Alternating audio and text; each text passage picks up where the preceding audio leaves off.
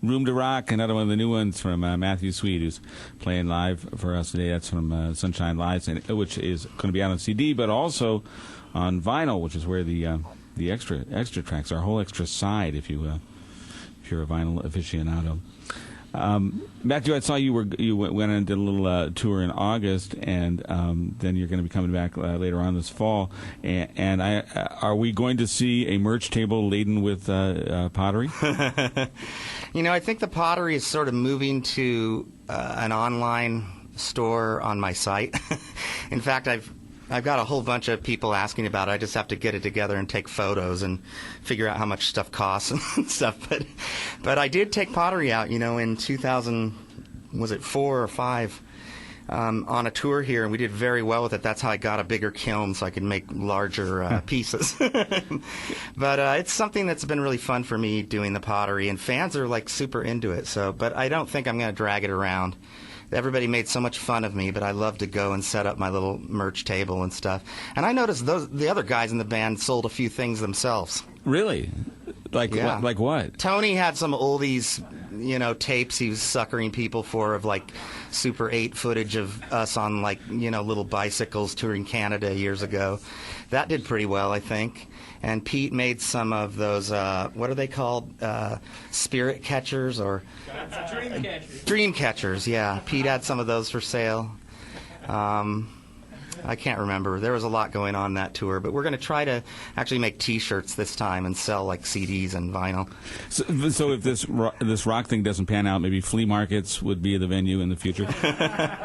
I don't know. I'm going for 21st century, online explosion. Yeah. That's what I'm planning. Well, I do want to talk about the pottery in a bit. We've been talking about this creativity, process, because that has got to be a completely, use completely different parts of the brain and the body, and yet it's really creative.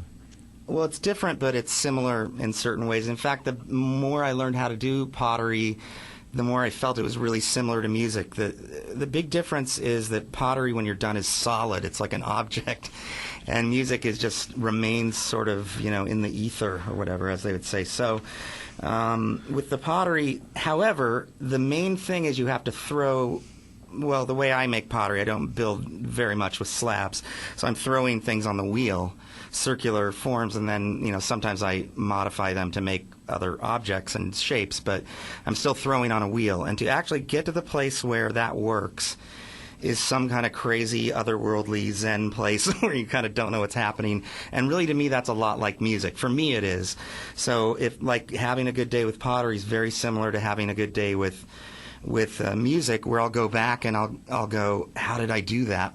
Hours later, But they're also similar because there's a technical side to them that's fun for me. In the pottery, there's several stages where you kind of work on it, and it's really the same with music. Once you have an idea, there's still a lot you get to play around with when you're recording it. And also talking about technically, having a new studio and having new equipment. Obviously, since we first talked to you back in the early '90s, things have completely changed in how people record. Yeah, it's the greatest thing for me. I always, I started out making multi-track tapes at home. That's how I started writing songs. So I've always dreamed of a time when it was easy to make multi-tracks at home that were really high quality. And, when I was starting out, it was like the DAT machine came out, and we're like, see, it can sound, it doesn't get worse when you copy it over, And then over time, things have just improved, and now I can have a Pro Tools system at home where we can make professional level records, because I have a bunch of really good mics and preamps, and that's just been fantastic because, first of all, I can kind of make them for free. So for myself, it's it works out for me staying alive in the current music business better. But I can also produce other people there, and we did the Susanna Hoff's Matthew Sweet Under the Covers 60s covers record there, and we're well into 70s version of that. So it's kind of like this fun little artist colony right now at my place. Wow, that's great. And any hints of any things you're covering from the 70s? All kinds of things. Power pop, folk, really a wide range of stuff in the 70s. In a way, it's been our most fun thing, even though we think of ourselves as 60s people. There's just so much stuff.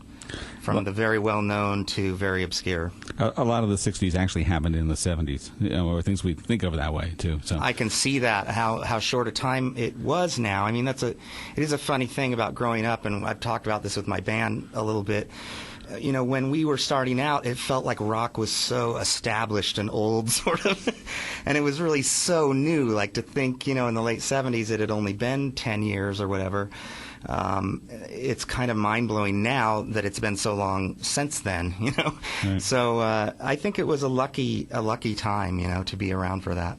Well, let's hear some more new rock, as Matthew Sweet's got a new album, and what's next? I think we're going to play Byrdgirl.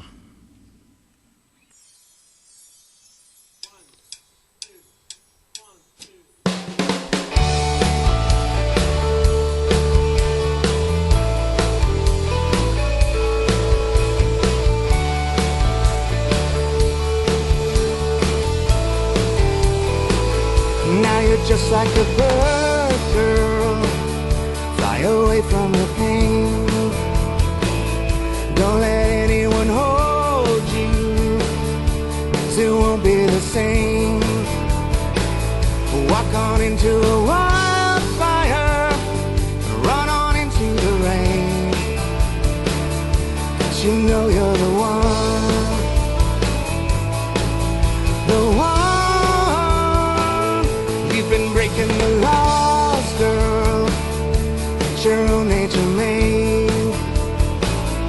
But if nobody cares, then how could you be to blame for walking into a wildfire and running into the rain? But you know you're the one, the one. Sliding like hail off the railing, soaring the sky, say goodbye to the world. You've been breaking the laws, girl, that your own nature made. But if nobody cares, then how could you be to blame for walking into a wall?